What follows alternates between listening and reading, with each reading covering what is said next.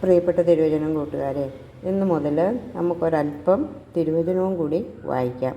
കാരണം ഇത് വായിക്കാൻ അറിഞ്ഞുകൂടാത്തവരൊക്കെ കാണുമായിരിക്കും. ഇല്ലെങ്കിൽ ബൈബിളില്ലാത്തവരോ ഒക്കെ ഇഷ്ടംപോലെ കാണും. അവർക്കൊക്കെ വേണ്ടിയിട്ട് ഇന്ന് ഞാൻ ഓരോ ചെറിയ കണ്ണിക ബൈബിൾ കൂടി വായിക്കുന്നതാണ്. അത് ഇന്ന് വായിക്കുന്നത് ലൂക്ക 16-ാം അധ്യായം 19 മുതലുള്ള തിരുവചനങ്ങളാണ്. ധനവാനും ലാസറും. ഒരു ധനവാൻ ഉണ്ടായിരുന്നു. അവൻ ചുമന്ന പട്ടും പുതല വസ്ത്രങ്ങളും ധരിക്കുകയും എന്നും സുഭിക്ഷമായി ഭക്ഷിക്കുകയും ചെയ്തിരുന്നു. അവൻ്റെ പടിവാതിൽക്കൽ ലാസർ എന്നൊരു ദരിദ്രനുണ്ടായിരുന്നു. അവൻ്റെ ശരീരം വ്രണങ്ങൾ കൊണ്ട് നിറഞ്ഞിരുന്നു. ധനവാൻ്റെ മേശയിൽ നിന്ന് വീണിരുന്നത് കൊണ്ട് വിശപ്പടക്കാൻ അവൻ ആഗ്രഹിച്ചു.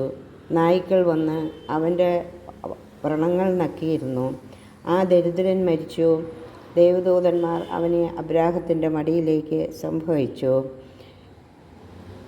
ആ ധനികനും മരിച്ച് അടക്കപ്പെട്ടു. അവൻ നരകത്തിൽ പീഡിപ്പിക്കപ്പെടുമ്പോൾ കണ്ണുകൾ ഉയർത്തി നോക്കി. ദൂരെ അബ്രാഹത്തെയും അവൻ്റെ മടിയിൽ ലാസറിനെയും കണ്ടു.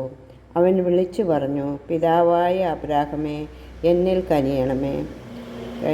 തൻ്റെ വിരൽത്തുമ്പ് വെള്ളത്തിൽ മുക്കി എൻ്റെ നാവ് തണുപ്പിക്കുവാനായി ലാസറിനെ അയക്കണമേ. ഞാൻ ഈ അഗ്നിജ്വാലയിൽ കിടന്ന് യാതന അനുഭവിക്കുന്നു. അബ്രഹാം പറഞ്ഞു, മകനെ, നീ ഓർമ്മിക്കുക, നിനക്ക് ജീവിതകാലത്ത് എല്ലാ സൗകര്യങ്ങളും ലഭിച്ചിരുന്നു. ലാസറിനോ കഷ്ടതകളും. ഇപ്പോൾ അവൻ ഇവിടെ ആനന്ദിക്കുകയും നീ വേദന അനുഭവിക്കുകയും ചെയ്യുന്നു. കൂടാതെ ഞങ്ങൾക്കും നിങ്ങൾക്കും മധ്യേ ഒരു വലിയ ഗർത്തവും സ്ഥാപിക്കപ്പെട്ടിരിക്കുന്നു. ഇവിടെ നിന്ന് നിങ്ങളുടെ അടുത്തേക്കോ അവിടെ നിന്ന് ഞങ്ങളുടെ അടുത്തേക്കോ വരുവാൻ ആഗ്രഹിക്കുന്നവർക്ക്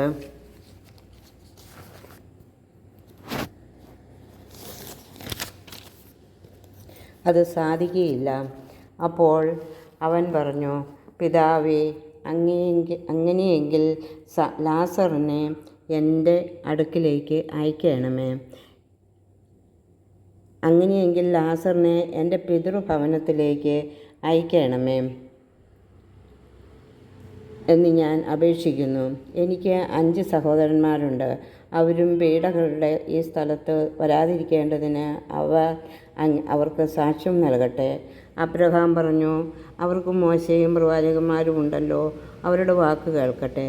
ധനവാൻ പറഞ്ഞു, പിതാവായ അബ്രാഹമേ, അങ്ങനെയല്ല. മരിച്ചവരിൽ ഒരുവൻ ചെന്ന് പറഞ്ഞാൽ അവർ അനുതപിക്കും. അബ്രഹാം അവനോട് പറഞ്ഞു, മോശയും പ്രവാചകന്മാരും പറയുന്നത് അവർ കേൾക്കുന്നില്ലെങ്കിൽ ഭരിച്ചവരിൽ നിന്ന് ഒരുവൻ ഉയർത്താലും അവർക്ക് ബോധ്യമാവുകയില്ല. നമ്മുടെ ദൈവമായ കർത്താവിന് സ്തുതി. നമ്മുടെ കർത്താവായ മിശിഹായ്ക്ക് സ്തുതി. ആമേൻ.